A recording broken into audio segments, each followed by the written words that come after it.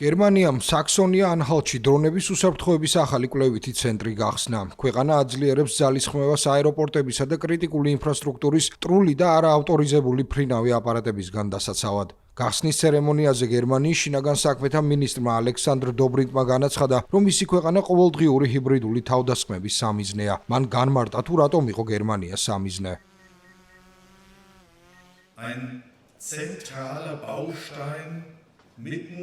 ჩვენ ვართ ევროპის გულში მთავარი საყრდენი, როდესაც საქმე ეხება ეკონომიკურ, პოლიტიკურ, სოციალურ სტაბილურობასა და ევროპაში უსაფრთხოების პოლიტიკის უზრუნველყოფის საკითხებს.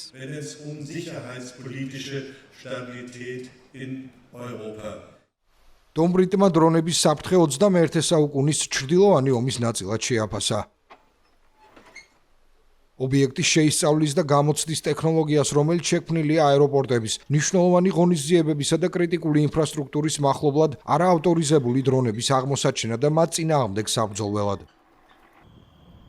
გერმანიაში ბოლო დროს არაერთი ინციდენტი მოხდა. ერთ-ერთი იყო, როდესაც ლაიფციგის აეროპორტში ასაფეთქებელი ნივთიერებებით დატვირთული დრონი შეფრინდა. ასევე ოპერაციები შეფერხდა ჰანოვერის აეროპორტში, რადგან დრონი დახურულ საჰაერო სივრცეში შეიჯრა.